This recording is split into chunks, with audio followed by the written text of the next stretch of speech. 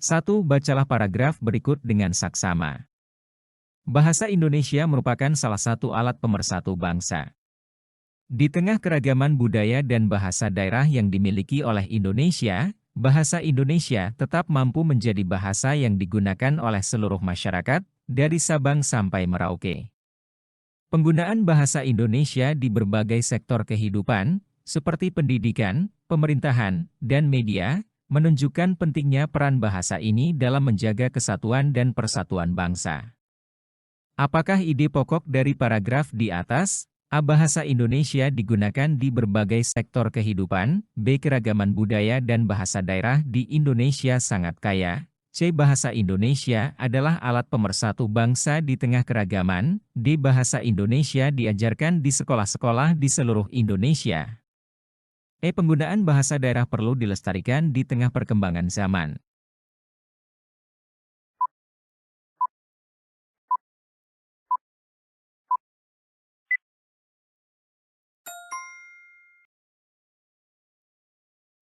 Ide pokok adalah inti dari paragraf yang menggambarkan pesan utama penulis. Letak ide pokok dalam paragraf campuran bisa berada di awal dan akhir paragraf. Pada paragraf tersebut, penulis menjelaskan bahwa bahasa Indonesia berperan sebagai alat pemersatu di tengah keragaman budaya dan bahasa daerah yang dimiliki oleh Indonesia. 2. Pilihlah kalimat yang penulisannya sesuai dengan pedoman umum ejaan bahasa Indonesia. Kami berencana mengadakan rapat pada hari Senin, tanggal 15 Februari 2024. B. Pak Andi sedang membaca buku di Perpustakaan Universitas Indonesia. C. Dalam rapat tersebut, Ibu Sinta menjelaskan rencana proyek baru. D. Mereka pergi ke Pasar Tanah Abang untuk membeli bahan-bahan sembako. E. Apakah kamu sudah bertemu dengan Bapak Kepala Sekolah pagi ini?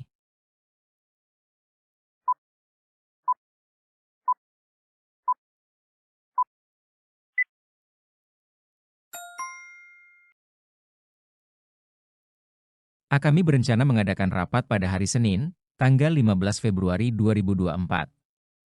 Senin seharusnya ditulis dengan huruf kapital, karena merupakan nama hari. B. Pak Andi sedang membaca buku di Perpustakaan Universitas Indonesia. Kalimat ini mengikuti pedoman umum ejaan bahasa Indonesia dengan benar. Universitas Indonesia, ditulis dengan huruf kapital sesuai dengan nama resmi institusi. C. Dalam rapat tersebut, Ibu Sinta menjelaskan rencana proyek baru. Ibu seharusnya ditulis dengan huruf kapital, karena di sini merujuk pada panggilan atau gelar.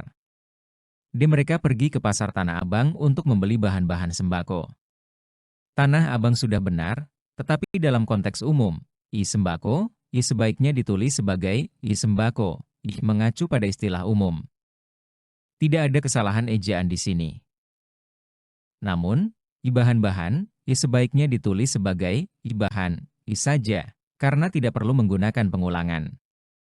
E. Apakah kamu sudah bertemu dengan Bapak Kepala Sekolah pagi ini? Bapak, seharusnya ditulis dengan huruf kapital. Bapak Kepala Sekolah. Jika Kepala Sekolah dianggap sebagai gelar resmi. Namun, dalam konteks informal, penulisan Bapak sudah benar. 3. Pilihlah kalimat yang paling efektif di antara pilihan berikut.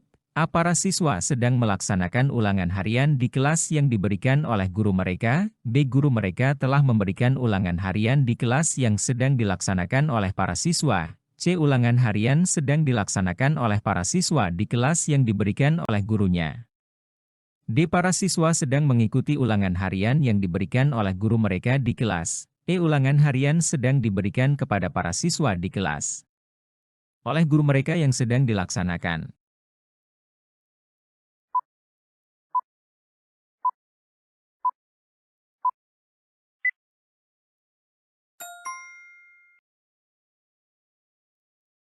A. Para siswa sedang melaksanakan ulangan harian di kelas yang diberikan oleh guru mereka. Kalimat ini cukup panjang dan kata diberikan terasa kurang tepat. Karena lebih baik menyatakan bahwa ulangan itu diberikan oleh guru, daripada menjadikannya sebagai objek yang lebih tidak langsung. B. Guru mereka telah memberikan ulangan harian di kelas yang sedang dilaksanakan oleh para siswa.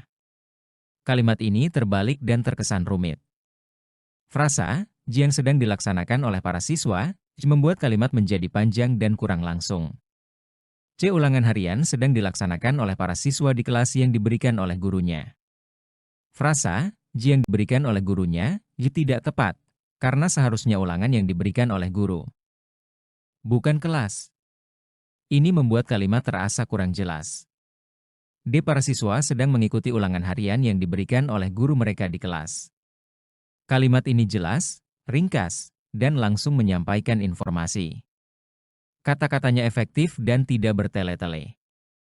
E. Ulangan harian sedang diberikan kepada para siswa di kelas oleh guru mereka yang sedang dilaksanakan. Kalimat ini terlalu rumit dan membingungkan, terutama dengan frasa, J yang sedang dilaksanakan, J di akhir, yang tidak jelas merujuk kepada apa.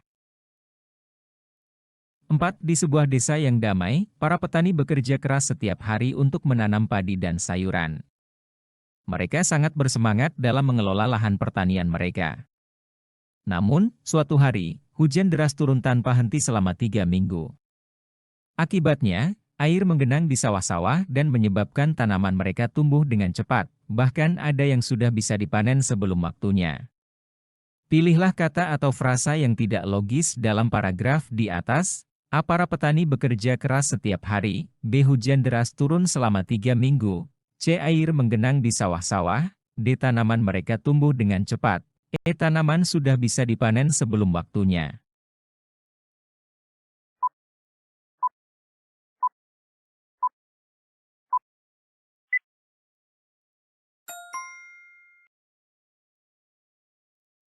Meskipun tanaman dapat tumbuh lebih cepat karena genangan air, biasanya genangan yang terlalu lama justru dapat merusak tanaman dan tidak memungkinkan untuk dipanen lebih awal.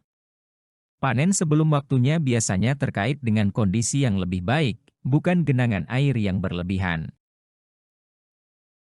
5. Perhatikan paragraf berikut ini. Setiap karyawan diharapkan dapat berpartisipasi aktif dalam rapat evaluasi mingguan. Manajemen telah memberikan keleluasaan kepada seluruh staf untuk menyampaikan masukan dan usulan demi perbaikan kinerja tim. Oleh karena itu, diharapkan tidak ada karyawan yang terlambat hadir agar agenda rapat dapat berjalan sesuai rencana. Dari paragraf tersebut, kata yang tidak baku adalah A. Evaluasi, B. Manajemen, C. Staf, D. Usulan, E. Agenda.